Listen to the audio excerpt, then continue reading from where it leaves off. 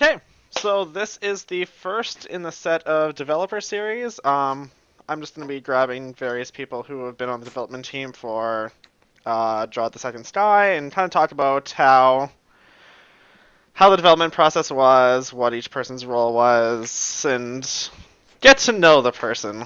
So today we have Pearls, aka Graham. Pearls, how you doing?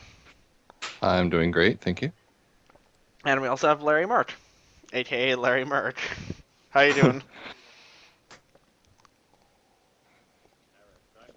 Okay, so I guess for this, I'll kind of ask you guys both. I've got some shared questions to go along. I'll get Pearls, maybe you to answer first, and then Larry can come in afterwards, just Okay. so we have some semblance of order on here. So my first question, so I guess for each of you, how long have you been playing DROD, and how did you kind of get into the game as well? How did you discover it? Boy, that's a good question. I know when I started, because I remember actually where I was when I first started playing the game, and it was in a dorm room in my undergrad. And the reason I discovered DROD is because, like most college students, I had like no money. So, indie games were kind of like the up and coming thing at this point, and there had become enough of them that, oh my gosh, people are starting to make lists of good indie games, right? Mm-hmm. And DROD was on several of these lists frequently that says, oh, this is considered one of the best puzzle games of all time. And I'm like, this sounds right up my alley because when I was a child, I played like Chip's Challenge and perhaps even more relevant with my grandmother, Adventures of Lolo, if that rings a bell from the NES. I've heard of the game, but NES was just slightly before my time. I kind of really got into gaming around the Super Nintendo era, but I have heard of it, yes. Well, if you ever want to, that is also an excellent puzzle game, particularly the third one. In my opinion, are just great. And DROD kind of fit that niche of, I don't need super good graphics or a story. I just need to like feel accomplished when I do something, and it Hmm. fit that whole room Zelda format really well. So, it, right around college, I'd say, yeah. Okay. Yeah, because I guess I'm taking a look at your profile, 2009. Yeah, that was kind of like the era of like Braid and stuff like that, when I'd say indie gaming kind of started its renaissance, as it were. So, okay, and I guess for you, Larry, you've been around much longer. Where did you get into the how'd you get into Drod? I can't remember it badly. I do remember at one point I found the King Doom Gets Is he really Dungeon. quiet for you? Guys, Larry, can you boost your volume up a little bit? You're a little on the quiet side. I don't really know right offhand how I would do that. There we Let go. me No, that's see better. here. That's better. That's better talking like that. All right. Yeah. I do remember I used to always play Dungeons and Dragons when I was a kid. With I was born in '65, so that was probably back around 1975 or so. But uh, but probably around 2002, 2004, something. I played King Dugan's Dungeon and just started playing the first level, and I got a little pissed off that it did not have any undo, and I was a little unhappy with that, and so I probably stopped playing for a couple of years, and then I don't know. But then when I picked it up again, I said, "Well, it's the game for me." Which also, if you all know that I am paralyzed, so I don't really have a whole lot of options on what I can do and what types of games I can play. So Hmm. this is actually the perfect game for me. So all in all, I'm glad came back to it and actually found it again. Yeah, that's really good. I know. Yeah, it's a game that I know. I had first discovered it way back in like a shareware CD in '97, and entirely forgot about it after that until I think 2004 or so that I was searching online and found it. But yeah, that Caravel release was a very good thing, and unfortunately we didn't have undo yet, but at least we had checkpoints by then. So okay, so my next question is, I guess for both of you, when did you finally, what point in time did you start to join the Caravel team, and what was your specific role in the second sky? Do you want to go first, Larry? Oh no, you're good. You go for it. That gives me more time to think. Um, it kind of was a joke, actually. I'm pretty good friends with Schick, our admin.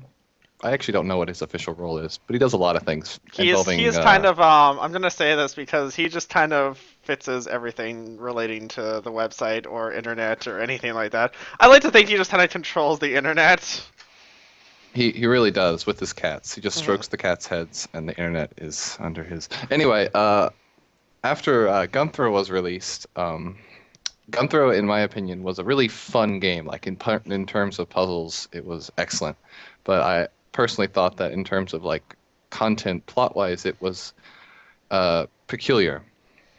Maybe I missed it or didn't understand. I'm like, hey, if you guys ever need people to write for you or do anything that like involves touching up scripts or anything like that, because I'm not too bad at it, Hmm. feel free. And it was like, I think an hour or two later when M. Reimer was like, yeah, that's a good idea. It wasn't long at all. And so I'm like, all right, I'll take this script. They had a huge giant document, and I literally took this binder across the entire country. I've taken it to Canada, to statistics conventions. That's my job. Uh, California, Texas once. It just all marked up. I should have shown you a picture of it, but I didn't actually. I don't know where it is right now. It's in Okay. one of my. I think it's buried in my You sheet can music, you but can you can that's what send I it in. did. Yeah, send it in later. I'll add it to the notes. And it just was me just trying to poke at things, and I didn't really like. Everyone contributed a really large amount to the plot, and that wasn't so much. I just kind of made it like the filled in the corners, I guess, if that Hmm. makes any sense. Um, and obviously I wrote most of the intro texts, but and stuff like that. Patched up a few of the script lines, made things feel smoother. It was just normal editing job. I think if I had to pick what I did the most of, it was edit. Yeah, like I mean, I think the general consensus that everyone got was that, and I really want to get Eric on one of these, but I think the whole general consensus is that this whole plot line for Beatro's story was planned from the start. And so I'm guessing that, and you can correct me if I'm wrong on this, but it was he almost had it like he basically, I'm guessing the script that you had was pretty much Eric writing what was going to happen in this final chapter, and you were just kind of filling in all the holes to make it. Yeah, I find that people get a kick out of trivia, Hmm. um, and I kind of am good at thinking about things from a trivial perspective. Okay. But there are definitely massive, massive parts of the plot that I know Eric didn't come up with. I don't know how much I'm allowed to spoil on this developer thing. Yeah, no, that's fair enough. I'm not gonna shake you down for a bunch of info, and like I say, hopefully we can get someone a little more higher up who has Yeah, for sure, mhm. for sure. Okay, so Larry, when did you start getting involved with the TRL team? Because you did levels for Gunther and the Epic Blunder. I'm kind of.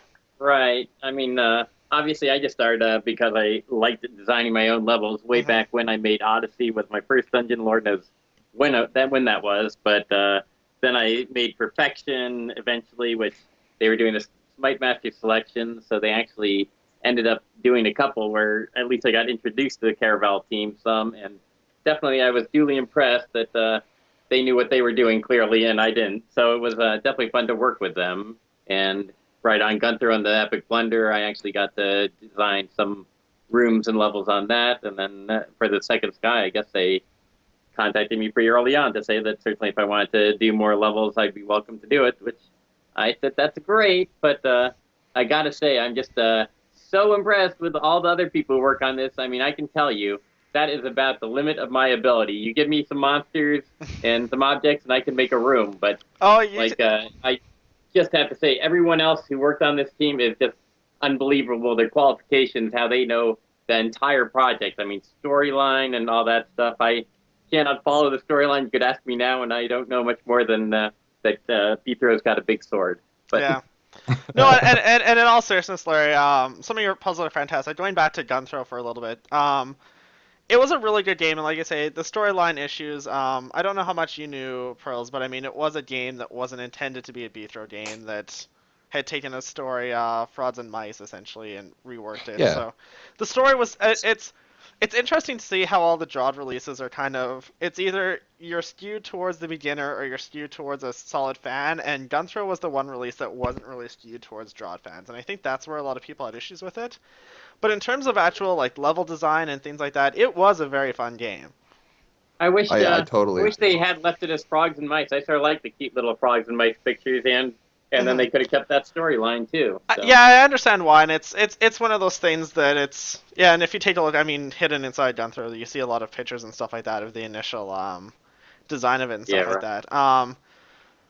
And yeah, you could kind of tell like the styles and even the music to a degree didn't quite fit the draw theme. It's a little better now, and I think now that it feels like a more full-fledged game, and they did some work on the styles and stuff like that. But No, Gunthrow was, I think, an underrated game by the community, and it was, I think, just because they wanted a game like the second Sky, and they knew that they were still, what, 2 years away from that, so.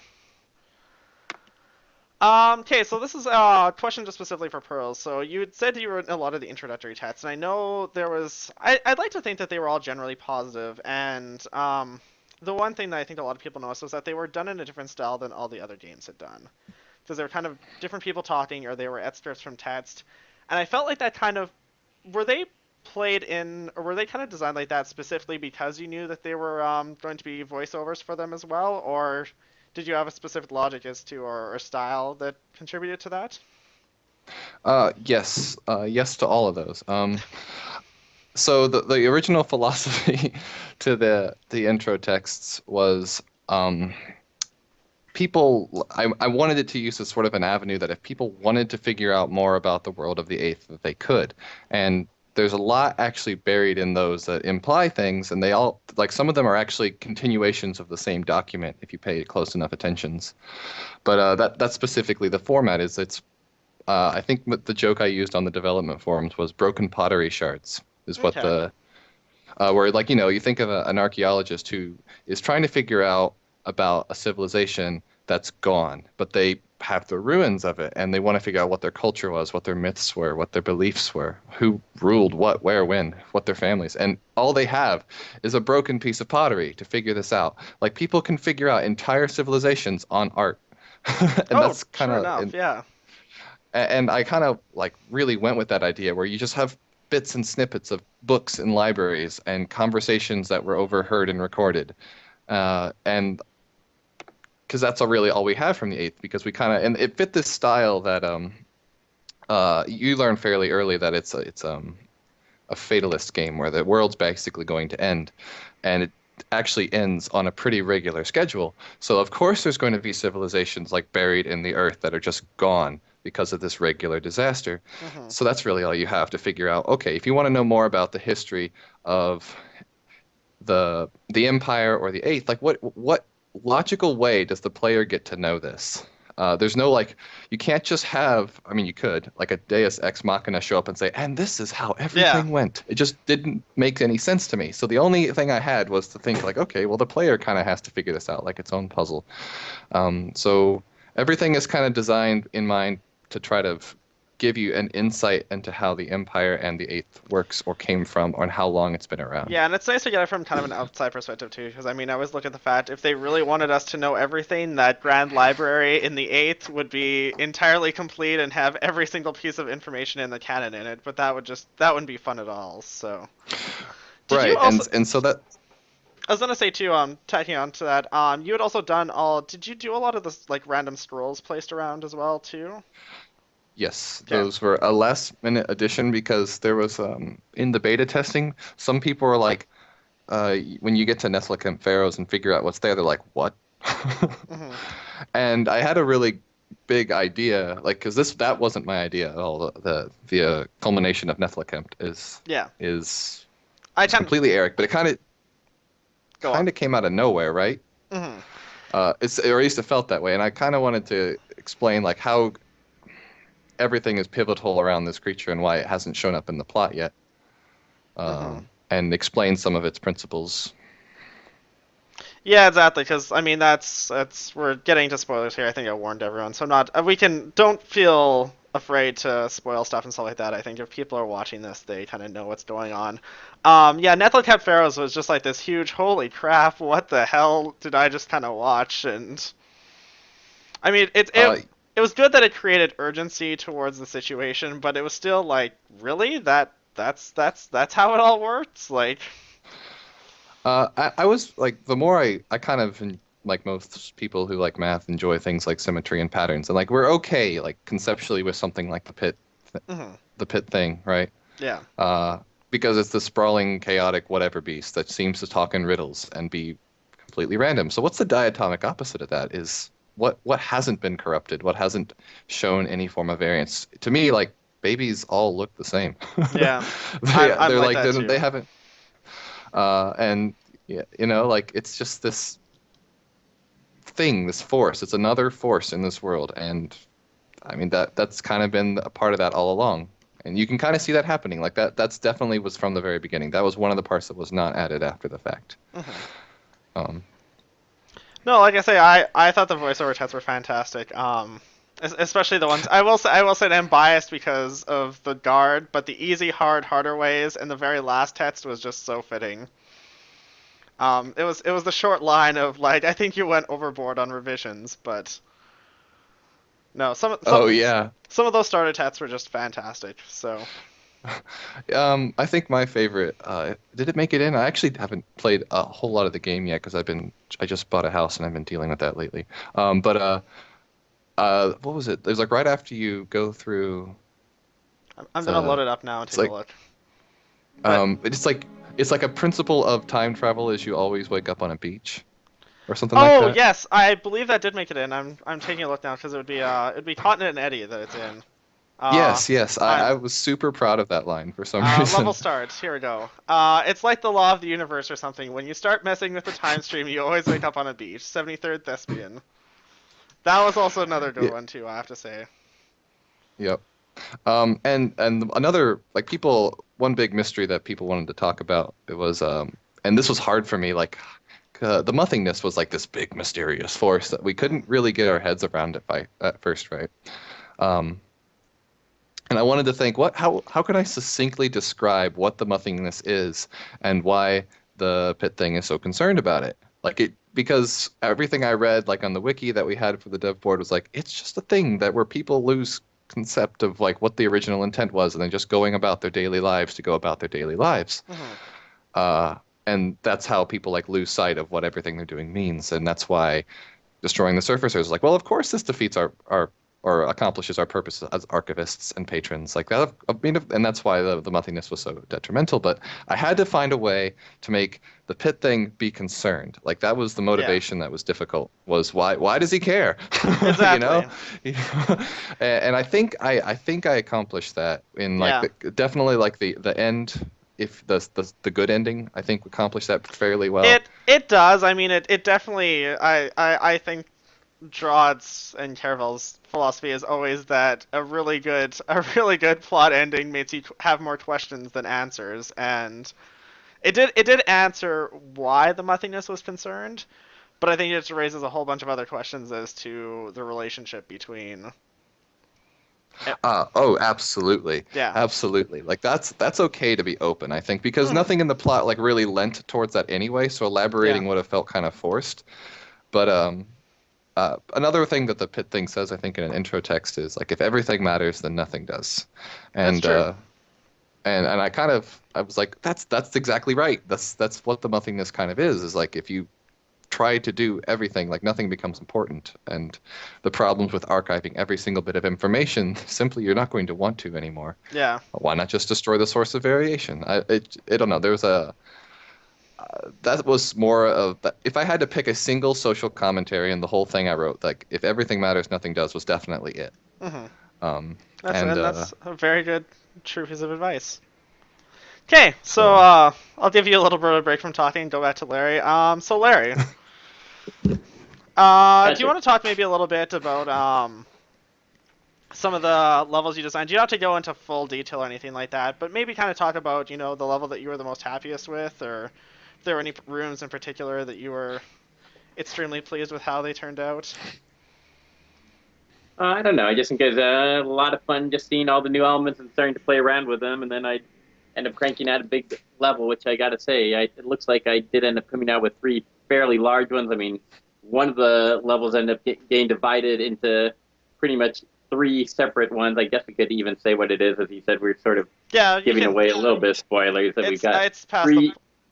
I mean, there are three construct warehouses, which was I originally made all as one huge thing, and we broke it up into those three, and actually even took a few more rooms that ended up being in another level also. So Mhm. I definitely did just start cranking out rooms on one type of thing, or a bunch of spikes and kegs and that type of thing. We did also. So I don't know whether there's one thing in particular, but then then also just having the scripting, I thought it was a little bit fun that I would say I think I want to have this type of character like the Lemmings, Hmm. and Mike Reimer was just like, well, why don't you just go ahead and mock it up using some scripting? Yeah, see, Like, oh, please, and why that's don't we just make the character for me? But yeah. actually, the scripting was great, and it was good to do it that way. So it So did work out in the end, and it got me doing it more. So I ended up making several levels that are now in the, I guess, postmaster or somewhere in the ending type area that ended up being sort of unique things I got to script. So it worked okay. out quite well. Yeah, like I mean, that's definitely, and that's going to be the question that comes up for Mike. And again, spoilers. So I think most people have seen the credits. I think the general impression is that this is the last version of DROD, and I think the key thing that kind of sells it on the fact is that, I mean, if you look at the actual elements that are added into the editor, there's not a lot. But when you take a look at all the stuff in the TSS hold that was just simply done with scripting, as opposed to actually hard coding in an element, I think really shows the flexibility of what that engine has now. And I think it'll be really interesting to see what kind of custom elements people come up with. Because, like I say, the lemmings, the temporal omplik, all the different weapons in the postmaster RCS ticket levels. I think that's going to be really interesting to see what happens in the future. Because, like I say, I mean, Right. I didn't end up doing much with the graphics, but it looks like the graphics should have a lot of options for people to play with once they learn how to use the new scripting commands mhm. for them. Yeah. So that should be a lot of fun. And then definitely there's a lot of other controls that are going to be very useful. So yes, definitely will be a lot of Yeah. fun.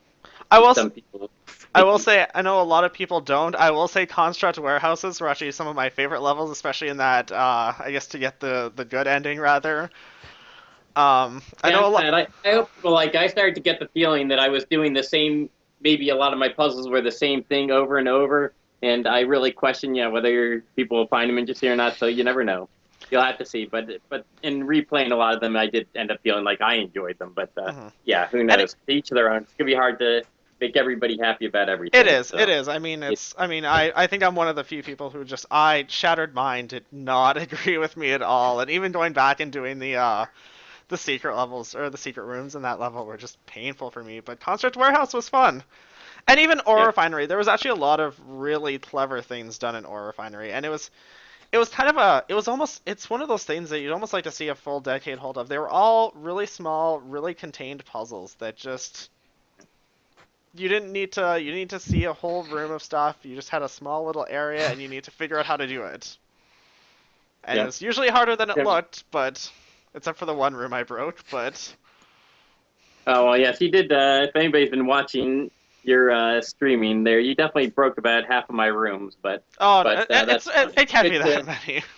good to see that we still had fun with them. So as Hmm. long as they weren't broken so bad that they weren't any fun. So Exactly. And yeah, I mean, there's worse rooms that got broken. I mean, I apparently was the one who at least revealed that to North and King Deacon's dungeon was quasi broken. Although I still think that the way that I was doing it was harder than the normal way. But right, yeah. I'll leave that for now. Okay, so I guess going into what I'll start again with pearls. What feature element that got added to the second sty were you kind of happiest with? And this can be as a DROD fan or this can be as a developer. So I mean, Oh boy, this is tough. It's more interesting in my opinion the timing of when certain elements showed up. Just watching them happen, like Fluff, if I recall correctly, like the final form of what Fluff actually did was so late game, like late not late game in the game, but like late game in development cycle. I was mhm. like, yeah, and it should make ice. Like I think that was like not that long before release. I don't know. But in terms of what I like the most, I am a huge fan of the Gentry Eye. Mhm. That was I think go on. no, I just think they're just a really fun element. They were an element I thought would be a lot worse than they actually are. I took a look at it, it's like, oh great, there's an enemy that just it can kill you, and there's pretty much no way to kill it back. But Let me clarify a little bit. So, if you've ever played Larry Murk's Puppet Master hold, Oh, I need to. Uh, I should do that. it's excellent. It's wonderful. It like opened my eyes to the kinds of puzzles where it's like, and don't kill this right away because you're going to need it. And because that's all a Gentry is basically an unkillable roach with a chain. It doesn't have any special weird funky maneuverings like Mhm. a rock giant or an omplik or even a golem. It's a roach with a chain that can't die. And I love those kinds of puzzles. Like monster manipulation puzzles, when you finally figure them out, are very satisfying to me. Mhm. And so an element that like enforced this concept in a more direct fashion, I thought was a really, really excellent.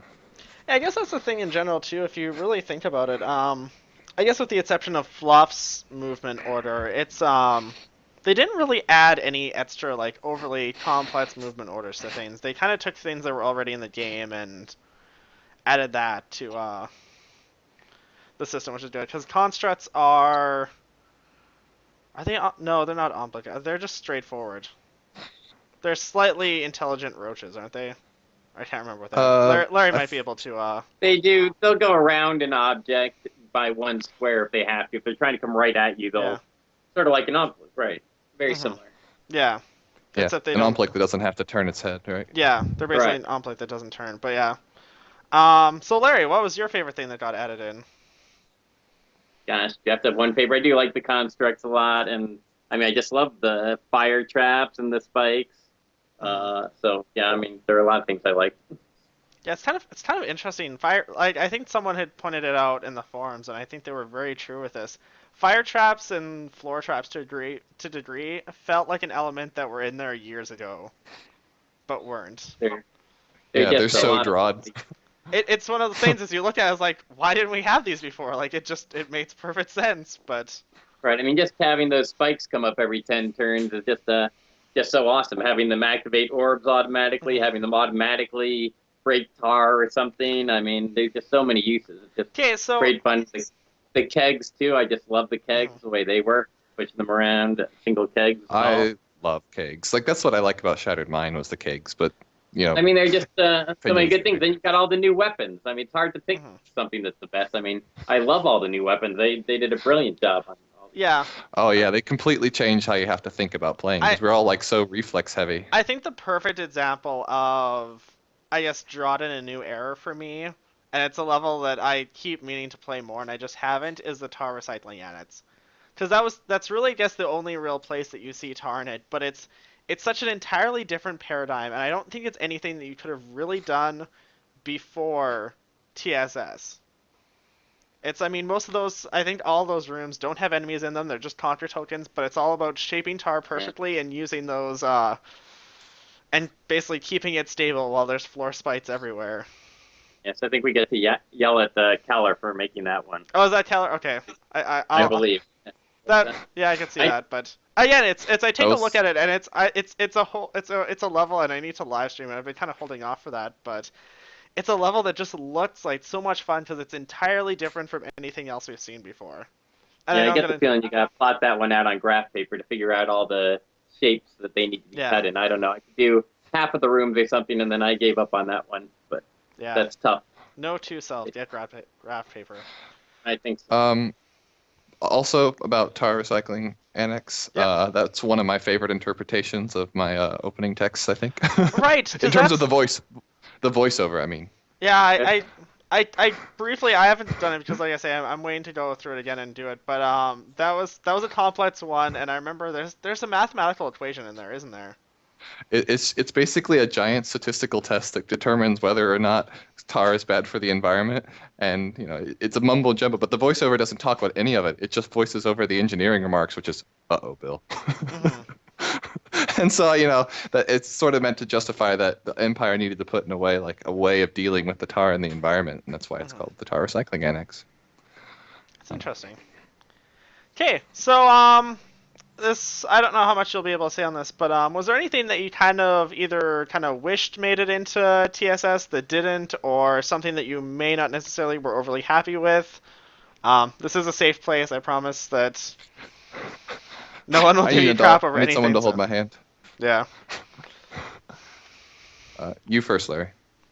Oh well, okay. I mean, I don't know. The biggest thing I can scripting concept or way to do scripting. I mean, gosh, So it's just the way, I forget how it actually works in the scripting, that it sets a precedent to run the default script ahead of this script or that script or something. And I wanted to actually create a time bomb because we've got so many things in DROD where you have timing and you always have to light a fuse and make the fuse be 500 spaces long or whatever. So I just wanted to be able to make just script a simple time bomb and hope that you could use this time bomb anywhere and just put it down and say that the timer is 50 long or this long or that long. But I could not get it to work to my happiness without changing this one thing, which I got overridden on, no doubt for good reasons by everyone. But anyhow, that still bums me out, and so I never put the time bomb in there that I think would have been quite useful. But I'm picturing a snake manipulation room in which I only have 50 turns, and it's just making me want to cry right now. But I mean, there would be so many uses for the time bomb to. Oh yeah, no, I can see that being an interesting. And just having things. So then the time bomb would have a number by it. Each turn it would say how long it is till it's going to blow up. So anyhow, that was the one thing. But as I say, I don't even recall exactly what it was that I was begging for that would have helped that. So it was some scripting type thing. Okay. So that was my thing. Do you have anything, Pearls, or? This is a little harder for me. Because I feel like most of the stuff that made it into the game just fine from my angles. Let me think. So I guess the other thing too, like necessarily, like was there any like scripting or like any part of the script or any part of your stuff that you may not have been overly happy with or that you wish you had more time on, or? Oh, can I just go with everything? Like, you know, like that's just how writing works, right? Well, yeah, and I mean, I think you are too hard on yourself. I enjoyed it. I think, like I say, I stood by your style. The style of the way you wrote fit in perfectly for having a voiceover for it. That was definitely with that in mind. Like when they started saying, you asked that question earlier, but you asked if it was done with the idea that it'd be voiced over in mind, and absolutely yes. Things that didn't make it in, I guess, I mean, as much cool art stuff that Alex did, there can always be more, you know? Yeah. And I don't know. No, I'm gonna pass on this question because it's just too trivial, I think, for me. No, that's fair enough. The artwork I will say was good. Greenhouse style was good. They did a lot of good stuff. I mean, don't get me wrong. It's always something that's interesting to ask, but. While you're mentioning Alex, you gotta say the art, at least the guy is just spectacular with everything. It's just unbelievable for doing going anywhere from the pixel art to larger art to paintings. The guy is just unbelievable. Even just increasing the quality of some of the styles, like changing the interior foundation, that made a huge difference. Changing up some of the old styles, because like I say, the styles in Gunthrow, you could definitely tell didn't really quite fit the game a lot of the time. Like you go I don't know. People probably don't know how this went about at all, but originally Mike Reimer actually was hiring a company from Argentina, I don't know, South America or something, to do pictures for us, and they were not great at doing them, and they would take time, and every single picture they gave us, everyone on the team, other than me who knows nothing about art, would say, "What the heck is this? This is terrible," and then I believe it was Skell who said, "Hey, look, I know a guy, I've got a friend or whatever." Right. Yes. And that's where we found out about Alex, and indeed, that was the best thing we ever did. Mm-hmm. No, he did some really fantastic stuff. Like I say, all the 3 new styles are fantastic, and I think we're at the point with between those 12 styles and the updated. Well, I guess the 3 new styles and the updated 3 from Gunthrow. I don't think there's any. I don't think there's really any other environment you can imagine having in there, because you've got everything from above ground to deep underground. So. I feel I didn't want to downplay what Alex did, because it really was phenomenal. That's a friend of Skell's, I believe. Yeah. And it just really kind of came out of left field, and it's like, oh, a breath of fresh air, because he was so excited to work with us, like as opposed to like this weird corporate business model feely of the other guys.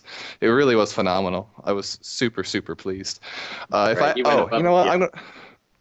If I had to like pick something that I wish it would have been from an art perspective, but Alex, I wish I could have thrown piles and piles of money at him to just do more things because I really liked the overhead idea. Um, that shows up like here and there in Yeah, I mean, TSS, but hmm no, I know what you're I talking about. wanted so much more of it. Mhm. Well, Like you're for talking about example, like imagine. walking pearls. You're talking about like walking underneath that archway and things like that, and the Yeah, like grading for that you walk example, underneath.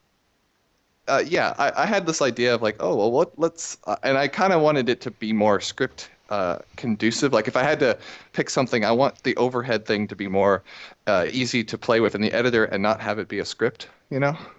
Um, Uh, overhead images, like the gate and stuff yeah, like because that. you have to Well, import those you images, have and to import it, but it is actually like it's not a scriptable thing. It is it's an overhead image in the editor, I believe. yeah, Yeah, I think you're they right. have It all different definitely layers. is. There is I know like in terms of like the whirlpools and stuff like that. That's a huge thing. I know Schick I think is planning on doing an kind of a how-to article on how to do those because those are a little more complex. But yeah, like Yeah, and so the turning gears is another one. yeah, and the fire obstacles in Ore Refinery too, which were a nice.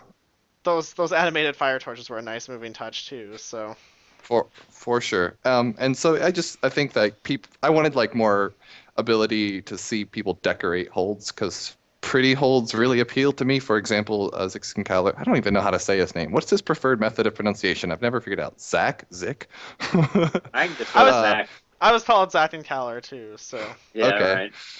Um, so I really like when you give Zach uh elements, like he can decorate like crazy. And I like any more options that you can give that man, the better. mhm. Because when he takes and the ease of that, it's just phenomenal. So No, I know uh you take a look at runes that you know were obviously done by Zack and Keller. Like I'm thinking of Temporal Anomaly, Eye of the Storm, stuff like that. Like those runes are those levels are beautiful. Right. Well, we can give a shout out to Zach, being that that was one of the stages toward the end of the process where certainly all my levels, I suck at drawing them artistically, and there were a lot of levels that were not awesome, and all of Zach's and Caller's levels are beautiful. And we said, boy, do you guys mind helping us out? And I think Zach in particular went over at least Mhm. three or more levels and actually just did the artistry on them, which Yeah. made them completely different Well, and especially unbelievable. So, yeah, and I look at a whole or I look at a level like Temporal Anomaly where it's like you need to be able to design and then fit the levels in afterwards. Like it's like I mean, I have issues making. I'm like you, Larry. I have issues making just puzzles, let alone making them look good. So right, when you right. get So levels like that where it's like it's beautiful and the puzzles are working around all that, it's phenomenal. right. There's no doubt it changes your whole view of the thing. I mean, it's one thing to have a fun puzzle, but to actually feel a beautiful environment, it definitely makes a difference. And Zach did an awesome job of that. So Hmm. everybody Uh, should thank him. yeah. We have a question from Wiv.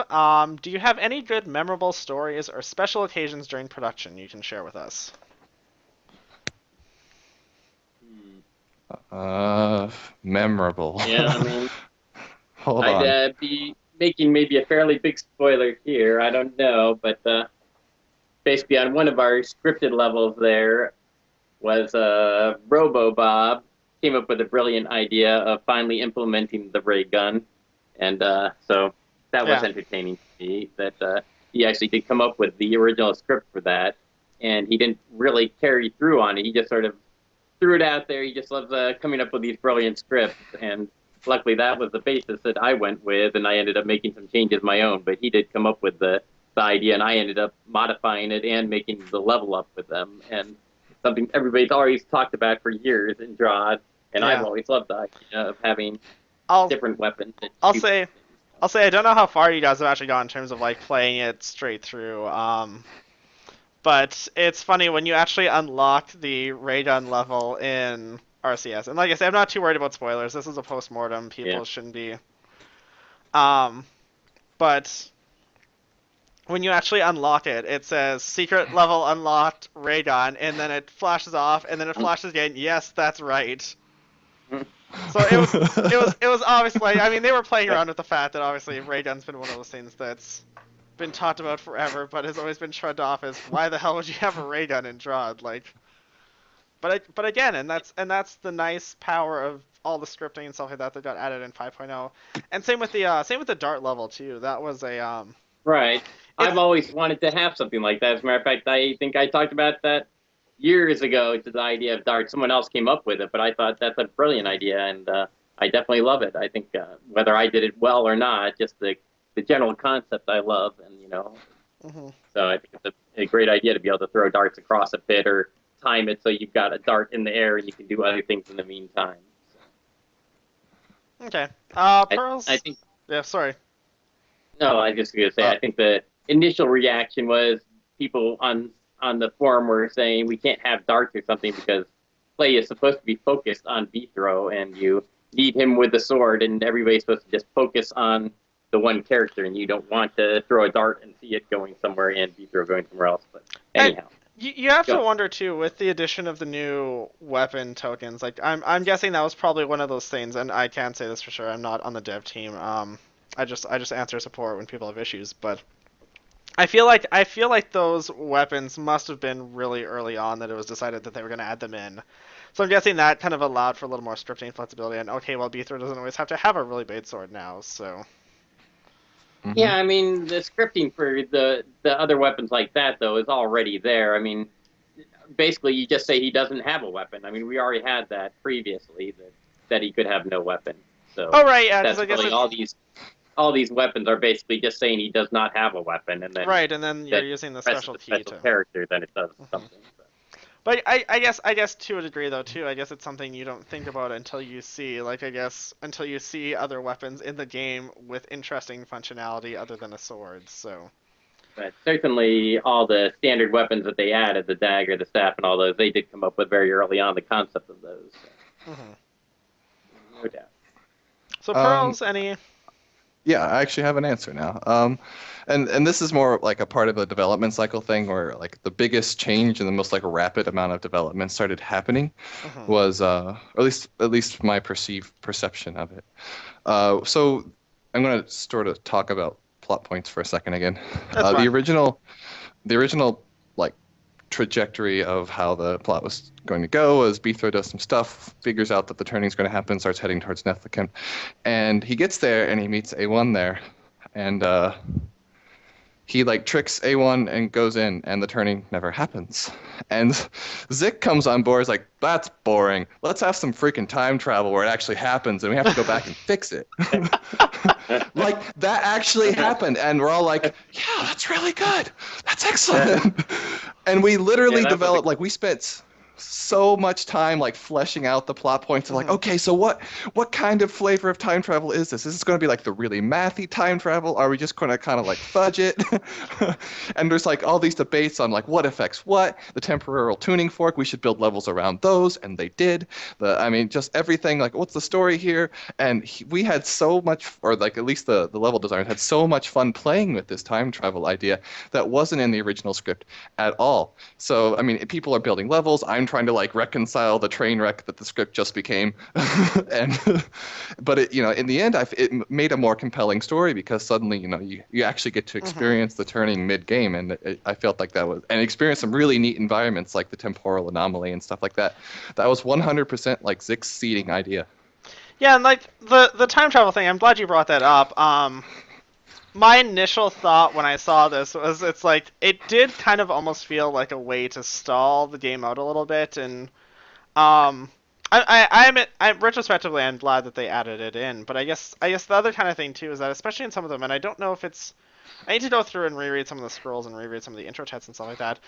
Is it ever really clear what time period you're in? Like if you're pre-turning from the previous time, or like what exactly the time frame is that this all happened, or because I feel like it Uh, jumped back and forth, and you're kind of like time traveling every single time, and I don't know if you were necessarily in the same place at the same time. as far as I know, and I could very well be wrong about this, is you go back exactly one turning. Like, it's like if you think about a unit of time being a turning length, I think you actually go back similar-ish in that time period. So when you're on the eddy, like it's fairly pre-turning, like it's close, I think. Okay. But you're one back, and I mean, it's sort of an interesting because they're not super primitive, and Hmm. they're looking at things that also are not super primitive in the past. So like you kind of that's your first clue that like this has been going on a while. Yeah.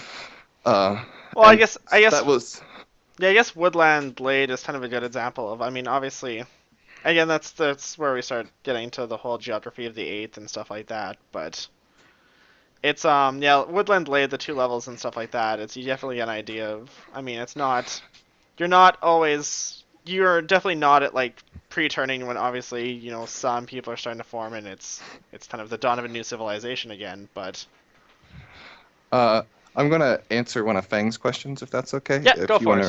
to, he says about time travel though. Those time travel civilization ruins have been there a long time. What's their origin? An old empire. Uh, Whether or not they're an empire, I don't know. But if I recall, the implication is yes, the empire that you're currently dealing with is just the most recent. And more interestingly, I forget which intro text it is. You get this implication that first Watcher slash Jaboutli, I think is his name, Mhm. uh, kind of just gets made like this figurehead. And as they move underground, they discover this technology that still kind of works. And the people who come from these Vatborn are who knows where they're from. Like that was one of the original, like you get that clue in the I think the opening intro text where it's like we didn't used to call ourselves chemists or something. We called ourselves alchemists because they were amazing at what they did. We're just following recipes. Mhm. And so you get this idea that our learning, like the idea of collecting knowledge is one thing. The idea of creating knowledge is so much harder, or like developing new things. So yes, the technology is from who knows, like forever ago, for all we know. Like we don't, there's no indication of how old the eighth is or how many turnings have happened since this unknown origin of turning time. So yeah, uh, the technology is arguably not the Empire's, Mhm. but Well, things that tend to be. Well, go ahead. no, go ahead. Definitely finish what you're doing. I was gonna go on to new subjects. So go ahead. Let's see if he answered that. Um, so yeah, I think that answers it.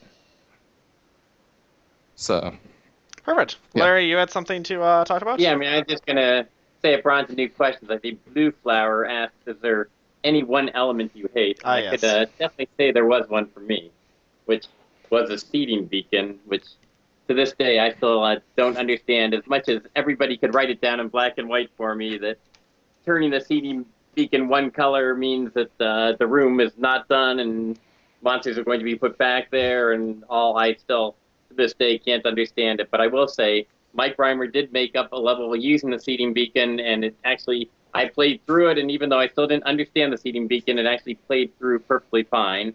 So if, I'm sure people can understand it, but This that's this one thing that I never did understand. I still don't understand, and I'm hoping to never see it again. But the seeding beacon is something I can see some really evil levels being made out of, and like I say, I think the perfect example of seeding beacon and just kind of, I shouldn't necessarily say in an overly evil form, but in I guess a really clever form is at the end with the first level of King Dugan's Dungeon again into North, how you're pretty much having to go back and forth in multiple ways. And like I say, when I'd done the new contest that I was running, the one for secrets, I was actually kind of shocked too. I expected to see a lot more seeding beacon puzzles in it, and I really haven't seen that many right now. So you might be lucky, Mike. Or Larry, you might not be yeah, seeing them very much. yeah, we'll see what happens. Um, But that was my one opinion. uh, there's a question about Lost Central Station. Let's see Yes. here. Okay. I would to point out that the first time that you see Half that they're trying to fix the LCS, that it's broken, and there's no reason for it to be broken in any other reason than I think that they just found it. It's extremely possible that the LCS was not, or the Rapid Collection System, the RCS, I'm sorry, not Hmm. LCS, that's Lost Central Station. Acronyms, Yeah. was not actually built by this current empire. It was just there. And probably turning broke it a few times.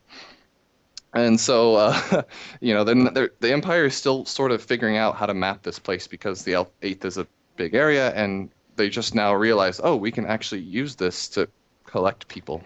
Mhm. So Lost Central Station is lost because there's this giant gambit of lines, or gambit, but like collection of lines of trains, but we don't actually know what directs them directly, you know? Mhm. And Lost Central Station was supposed to be this like nerve center of an old empire that this is where it came from. And I think it's implied that there's obviously more than one of these trains running down the line because, I mean, A1 makes it up to Niflheim Pharaohs before, or when the initial turning happens before the time travel. And he goes up there, and then Beath's still traveling up when that all happens. So, I mean, there's obviously a bunch of trains on these tracks, but. Or there's multiple tracks. I don't know. Uh, yeah, it's not particularly clear. Hmm. That's all right. Okay. So I think we'll kind of wrap things up. Pearls, is there any other kind of last words you have, or? I mean, I'm happy to answer questions to the best of my ability, but no, I don't really think so. Hmm. Larry, any other final? I guess. Oh, yes, Pearls. I talked about this at the start. I'm really curious. Obviously, what before? I think before we streamed, I kind of talked about how what. I guess your LPs rather. Have they changed their playstyle, and why did you kind of decide to start doing them? It was a dare from a friend. He's like, you won't do it. And I'm like, okay, so LPs are kind of so commonplace these days. And the reason I actually wanted to do an LP for King Dugan's Dungeon, when I really had no internet claim to fame whatsoever, was that no one had actually completed one. Like, were LPs out there of King Dugan's Dungeon, but none of them like got all the way to the end, as far as I know. Okay. And so I was like, I want to be the first. And, so he's like, well, then do it, man. And I'm like, fine. So I was like, all right. And the rest is history. And I guess. But in terms of changing play style, it's fairly easy for me to ramble on about what I'm doing while I'm doing it. Like that sort of mental ambidexterity is sort of okay with me. Yeah. But I've noticed myself getting like you see patterns and like, and this is how I'm going to deal with this roach horde. Before you ever comes to you, you just kind of like know. So I wouldn't say like doing LPs has improved my playstyle, but doing so many has definitely done so because it's just simply practice, right? Oh, exactly. Yeah. I mean, and I guess the other thing I should talk about too, because I'm surprised no one's brought it up, is the April Fool's LP for the quote unquote TSS spoiler. Okay. So I think that was mostly TF Murphy's brainchild for the most part because he did most of the scripting for like the motorcycle and the chromatic goo or something like that. And it was okay. And everyone's kind of divided on whether or not I was actually legit or BSing the whole time. Because I played it like this is exactly what it's going to be. This is good. I like this, And people were convinced. I know, like Panther was like, he was serious, man. He was so serious, and I totally wasn't. We did several takes of it, let them watch it under a private board, and they're like, can you do it this way? Can you emphasize this? And the end result is something that feels like I'm legitimately playing a version of, or at least that I'm convinced that I'm playing a legitimate version of TSS. I think there were a lot of. I mean, obviously, Caravel has a fantastic tradition with April Fool's Day jokes, but I mean that I think definitely ranks up there as one of the best that has happened, aside from actual game releases, because you can't really top that. But no, like it was just so convincing, and I mean, especially you kind of figured like stuff like the motorcycle could be scripted. That wasn't too, but the chromatic goo obviously was. I think that has a lot of puzzle potential. I don't care what you think. Yeah. God, that's the last thing we need. Yep. Okay. Well, I'll give chat another minute or so to think of any questions, but otherwise, I want to thank you guys both for coming out. This has been, wow, it actually turned into an hour pretty quickly. That's because I ramble, as Larry Murk said. I could just say for a final comment there that I was awfully glad to see, as much as we had all these awesome people, Mike Reimer knows how to do everything, and TF Murphy and Jacob and everybody who put all their hearts into this. I got to say, what was nice, too, is we actually got Eric Hermanson, of course. He actually did a lot of stuff, which is just fun that he's been a part of the project, too, doing some more portraits and obviously doing a lot of the storyline and everything. So it's good to have him back helping with everything. And he's even been on the forum saying how he's been playing the levels too. So Yeah, it was definitely a great. there's nothing better than there's actually nothing better than oh, what am I thinking of? There's nothing better than seeing the creator of DROD asking for help in the hints and solutions Yeah, forum. it's fun. It's like that's his comeuppance, right? Okay, a couple last quick questions Noah had asked. What gravity source causes things to fall into the second sky? That's a good question. I don't have an answer to. I don't know if it was clear exactly. I mean, you're already kind of dealing with some fuzzy logic there because you've got this world that sort of wraps itself after traveling some pi over 4 radians, right? It's 45 degrees of whatever. But I think someone mentioned that the ossuary floods. Is that how you pronounce that? I don't even know. That Onsuary. ossuary floods happen as they travel through the eighth. They fall into the second sky and just simply come back. So it's not really gravity. It's just like this, like nothing's not falling at that point. So if anything's defying gravity, it's that the eighth isn't falling into itself. It's being held in place, and that could arguably be done on account of maybe the Pharaoh child or something. Who knows? Yeah, I mean, the fact that you're having a world turn, there's a bunch of weird physics going on that. I guess other question was asking about the Nether and whether the Empire did. I think the Nether was just separate on his own, because that was the son of King Dugan. I don't necessarily think that the Empire came into play there, because again, King Dugan was before really the Empire got fleshed out. So. Yeah, I think that's right. Other question, pit thing being part of a is the pit thing a broken vessel network? I don't know if you have the answer to that. Or whether you want to say it. Because you can decline questions, especially ones like that. So. I want to assume that. I mean, that's fairly open, because everything leads to them just like the Pharaoh child and the pit thing being very, very ancient entities, and the last bit sort of implies that there's some relationship between the two. But could that have been caused by some really errant technology? I mean, who knows? It's too old to know. Like, there are just simply some things in this world that are so far beyond that, like, archaeology is never going to reveal anything more, and you just have no idea. So what is the pit thing directly? Hands up in the air. I mean, it's whatever you want it to be. I use the term like God loosely, like because like when people like come across a force that they really, really can't understand why it's so powerful, that's what they call it. Like volcanoes, right? Yeah. Those were gods to some people. Or, well, yeah, like I mean, I don't know if you've ever watched the movie The Invention of Lying. No, I haven't. I feel like that's. Yeah, I feel like, and I'm not going to get into a huge theological discussion or anything like that, because this isn't the time or the place. But I mean, in the movie, there's basically one character who discovers like the entire world is round with people who can't lie. All they can do is tell the truth. And one person basically discovers how to lie.